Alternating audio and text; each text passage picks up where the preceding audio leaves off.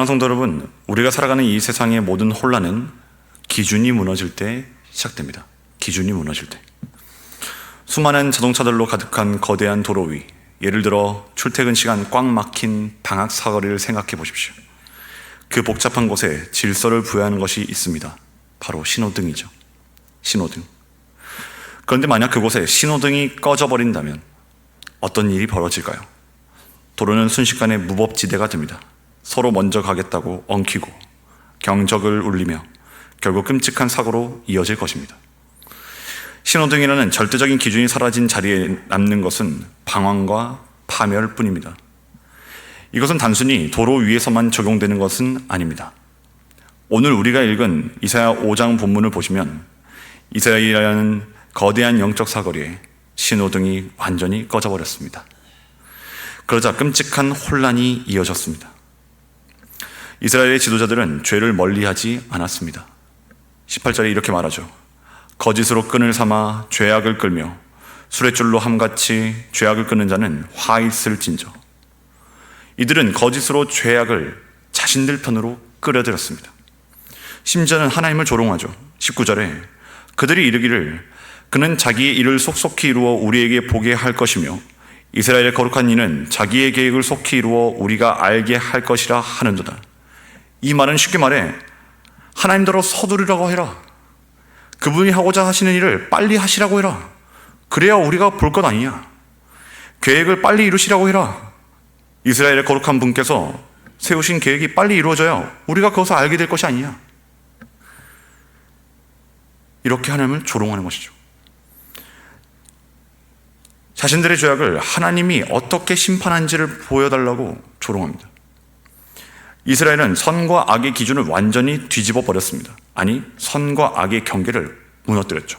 20절을 보시면 악을 선하다 하며 선을 악하다 하며 흑암으로 광명을 삼으며 광명으로 흑암을 삼으며 쓴 것으로 단 것을 삼으며 단 것으로 쓴 것을 삼는 자들은 화 있을진저. 또한 이들은 자신의 눈에 옳은 대로 행합니다. 21절 스스로 지혜롭다 하며 스스로 명철하다 하는 자들은 화 있을진저. 자기 소견에 옳은 대로 행하는 사사기의 백성과 동일합니다. 이들은 술을 가까이 하고 뇌물을 받고 불의한 판결이 난무한 사회를 만들었습니다. 22절 23절을 보시면 포도주를 마시기에 용감하며 독주를 잘 빚는 자들은 화 있을진저. 그들은 뇌물로 말미암아 악인을 의롭다 하고 의인에게서 그 공의를 빼앗는도다. 지금까지 보시면 당시 이스라엘 사회가 어떤 사회였을지 여러분 상상이 되십니까? 공의와 정의는 보이지 않습니다. 수많은 문제들이 일어나고 있고 사회는 끔찍하게 혼란합니다. 그런데 지금까지 우리가 살펴본 이스라엘의 죄악들은 단순한 증상에 불과합니다. 우리는 이 문제들의 깊은 원인을 똑똑히 보아야 합니다. 왜 이런 일이 발생했을까요? 이 영적 무법지대의 진짜 원인은 무엇입니까?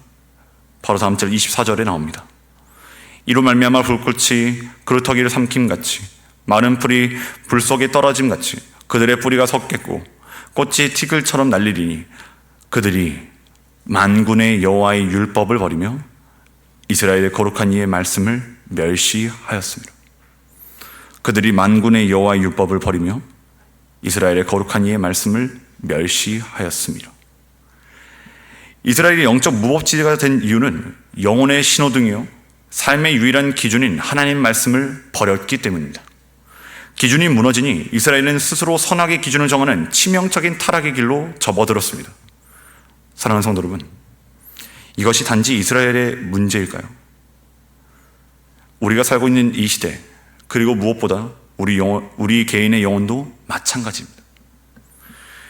우리 영혼의 유일한 신호등인 하나님의 말씀이 내 삶의 절대 기준으로 서 있지 않을 때 우리 삶은 그 즉시 어지럽고 혼란스러워집니다. 겉으로는 아무 문제 없이 평안해 보일지 몰라도 그 속을 들여다보면 우리의 마음은 이미 온갖 이기적인 욕망과 거짓이 뒤엉켜 충돌하는 무법지대가 되고 만 것이죠. 내가 내 삶의 주인이 되어 내 소견에 옳은 대로 살아가며 무엇이 선이고 악인지조차 스스로 판단해버리는 영적 교만에 빠지게 되는 것이죠. 집을 떠받치고 있는 중심 기둥이 흔들리면 어떻게 될까요? 온 집안이 요동치며 무너져 내리게 됩니다. 마찬가지로 우리 영혼을 지탱하는 진리의 기둥인 말씀이 흔들리고 무너지면 우리 인생의 전체가 뿌리채 흔들릴 수밖에 없게 됩니다. 바울도 이 사실을 알았습니다. 그래서 에베소서 6장 하나님의 전심갑주 중에 진리의 허리띠를 차라고 하죠. 진리의 허리띠. 허리는 사람의 중심이자 힘을 상징합니다. 허리가 아프면 어떻게 됩니까? 아무것도 할 수 없습니다. 누워 있어야 합니다. 진리의 말씀이 받쳐주지 않는 신앙, 진리의 말씀이 절대 기준이 되지 않는 삶은 무너지게 되어 있습니다.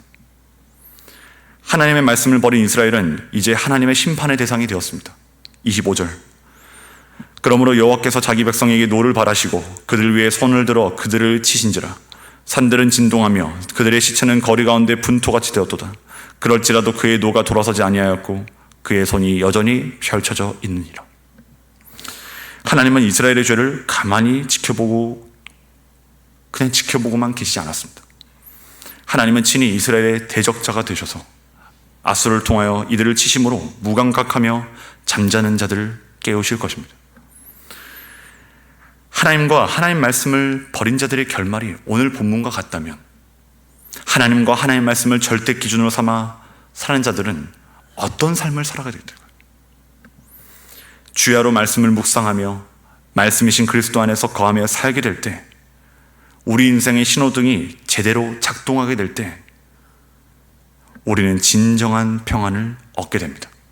진정한 평안, 진정한 자유를 얻게 됩니다. 그리스도 안에서 능력과 힘과 수많은 열매를 맺게 됩니다. 달고 오묘한 그 말씀이 내 삶의 능력이 되기 시작하는 것입니다. 이것을 알았던 다윗은 이렇게 고백했습니다.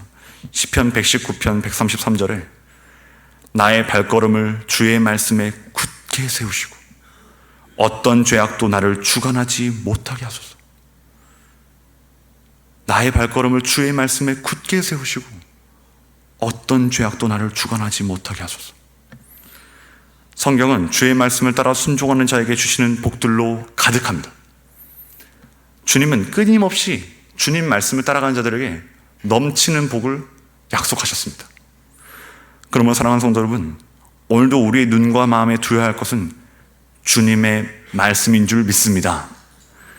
오늘도 이 새벽을 또 시작으로 오늘도 직장을 오고 가는 길, 지하철을 타고 대중교통을 타고 우리의 삶에 가는 모든 순간 우리의 눈과 귀에 언제나 주의 말씀이 있어야 할 줄 믿습니다. 제가 최근에 개인적으로 말씀을 암송하면서 저에게 굉장히 큰 힘이 되었던 말씀이 있었습니다.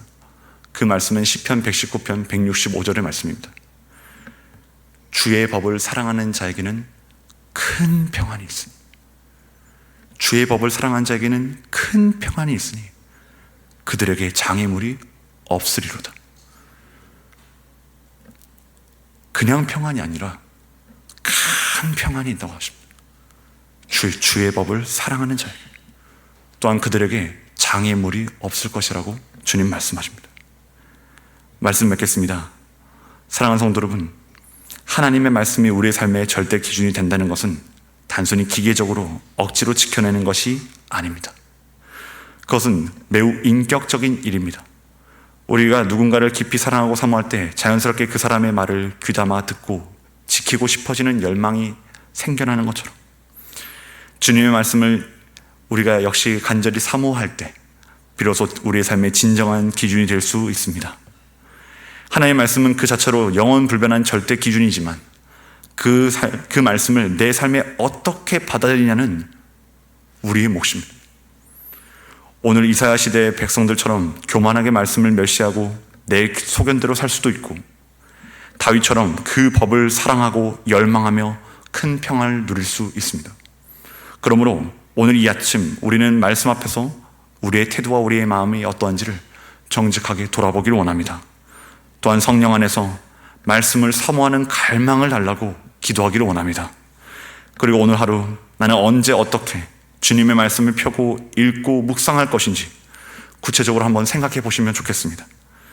아침에 눈을 떠서 가장 먼저 말씀을 읽을 것인지, 출퇴근길, 지하철에서, 버스 안에서 잠시라도 말씀을 묵상할 것인지, 아니면 잠자리에 들기 전에 휴대폰을 멀리하고 주님의 말씀을 읽을 것인지, 내 삶의 신호등을 켜는 그 시간을 구체적으로 정하고 결단하기를 소망합니다. 세상의 헛된 기준과 내 감정이 아니라 오직 주의 말씀이 기준이 되어 복된 인생을 살아가시는 우리 모든 성도님들이 되시길, 저와 여러분이 되길 주님의 이름으로 간절히 소망합니다. 예수님의 이 시간 함께 기도하겠습니다.